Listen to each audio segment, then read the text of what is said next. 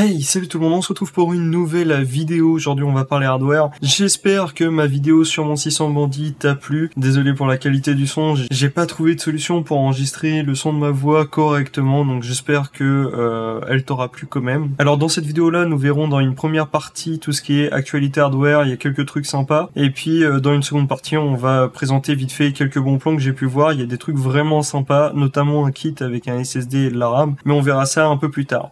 Avant de commencer la vidéo, je te rappelle que tous les liens sont dans la description, que ce soit pour les actus hardware ou même pour les composants que je vais vous présenter. On vient de dépasser les 150 abonnés, franchement ça me fait plaisir. En plus de ça, il y a de plus en plus de personnes qui échangent dans les commentaires, donc je trouve ça vachement cool. Continuez comme ça les gars, c'est super motivant. Alors je te rappelle que si le contenu te plaît, n'hésite pas à t'abonner, à activer la petite cloche des notifications pour être au courant des dernières vidéos que je sors.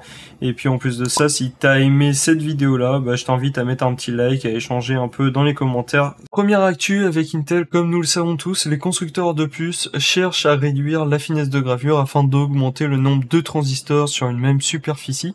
C'est l'un des éléments majeurs qui affecte les performances des puces. D'ailleurs, si tu souhaites en savoir plus sur les transistors, je t'invite à aller voir la vidéo de Coq-Admin, c'est super intéressant, je te mets le lien dans la description. Ce qui nous amène au premier design de nœuds en 2 nanomètres et en 1,8 nanomètres grâce à de nouveaux transistors, les Ribbon Fit, que nous serons censés retrouver dans les processeurs Meteor Lake en 2024. Alors, nous retrouvons une feuille de route d'Intel. Alors, du coup, on a Intel 20A. Alors, à quoi ça correspond? 20A, tout simplement pour 20 angstrom, je sais pas si je le prononce bien, en tout cas c'est une unité de mesure. 1 angstrom correspond à 0,1 Nm, donc c'est pour les processeurs avec la finesse de gravure à 2 nanomètres. Alors ça débutera en 2024, ils annoncent une augmentation jusqu'à, donc ça va prendre avec des pincettes, 15% de performance en plus par watt, l'introduction forcément des nouveaux transistors, puis vers mi-2024, l'introduction du 1,8 nanomètres avec une disponibilité de leur service IFS qui correspond à Intel Foundry Service, qui permettra à leurs clients de faire fondre leurs puces. Et en même temps, ils annoncent une optimisation de l'architecture en 1,8 nanomètres et une augmentation jusqu'à 10% de performance en plus par watt. Alors je sais pas si ces 10% de performance en plus sont en fonction de leur process en 2 nanomètres ou si c'est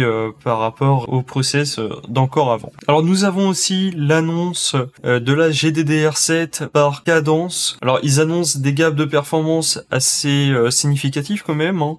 Ils annoncent des débits de 36 gigabits seconde contre 21 pour la GDDR6X. On aura une augmentation de 25% de l'efficacité des modules. On aura aussi 25% d'économie d'énergie en plus. Alors pour l'instant c'est vraiment à prendre avec des pincettes. On nous annonce que ça serait disponible vers 2024.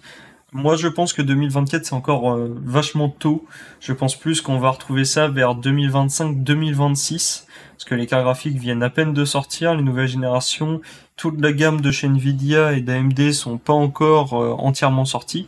Donc pour moi c'est pas avant 2025-2026, donc faut vraiment prendre ça avec des pincettes, mais en tout cas on est au courant que la GDDR7 sera plus économe et offrira de meilleures performances. Après ce n'est que un leak pour l'instant, donc on verra bien plus tard. Alors petite actu que je trouve relativement assez marrante, c'est qu'on aurait des 4090 avec entre guillemets un nouveau GPU qui serait un peu moins permissive en termes de voltage. Donc là, on a une différence qui est plutôt assez minime. Tout ça pour une économie d'environ $1 par carte. Donc on passe de 1,1 volts qui sont acceptés par la carte à 1,07 volts. Donc c'est pas grand chose non plus. Alors on va passer à de l'actu qui est proche de la sortie. On va parler des nouveaux modules de DDR5 en 24 Go et en 48 Go. Là, on va passer sur du très gros en termes d'annonces. Il y a G-Skill qui annonce ces kits-là avec des fréquences de 8000 MHz, donc c'est juste énorme, avec des très gros débits à 123 gigaoctets seconde.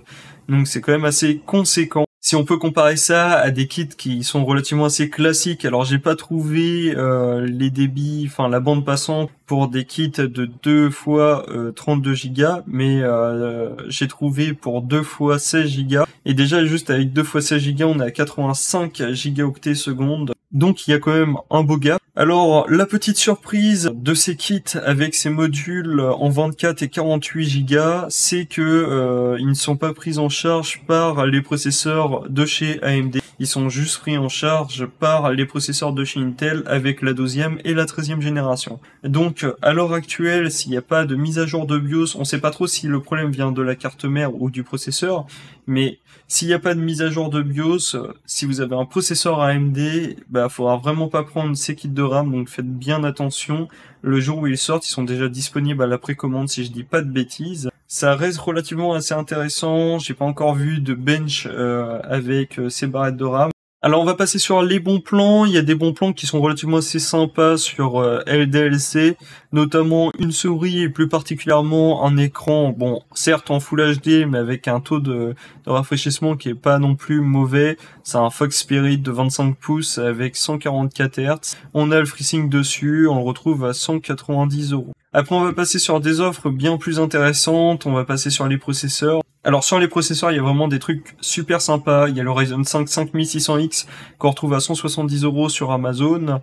On a le Ryzen 7 5800X pour 235 €. Le Ryzen 9 5900X pour 375 €.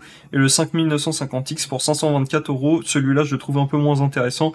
Je mets tous les liens dans la description. Donc si t'as pas envie de t'embêter, le lien est directement disponible dedans. On va passer aussi à BPM Power. On retrouve le Ryzen 7 5700X à 182 €. Donc ça peut être intéressant pour faire une config haut de gamme et abordable en même temps.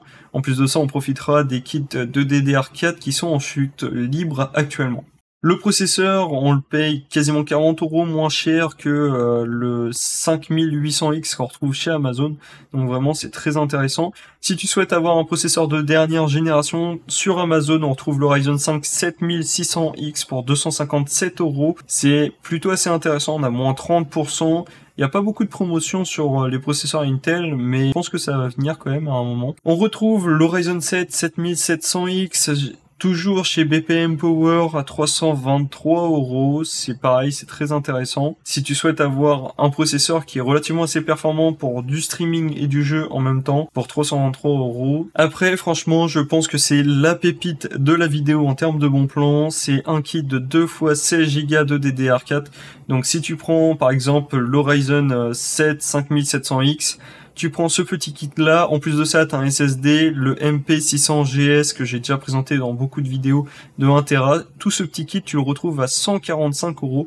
Je trouve ça vraiment plus que intéressant. Bien sûr, si tu as déjà suffisamment de RAM, tu peux toujours retrouver le Corsair MP600GS à lui tout seul à 80 €. J'espère que la vidéo t'a été utile, j'espère qu'elle n'a pas été trop longue ou pas trop rapide. Pour l'instant, je sais pas trop ce que ça a donné vu que j'ai pas encore fait le montage. Si la vidéo t'a plu, n'hésite pas à me le montrer en mettant un petit like, en t'abonnant, en activant la cloche des notifications, ça me fera extrêmement plaisir.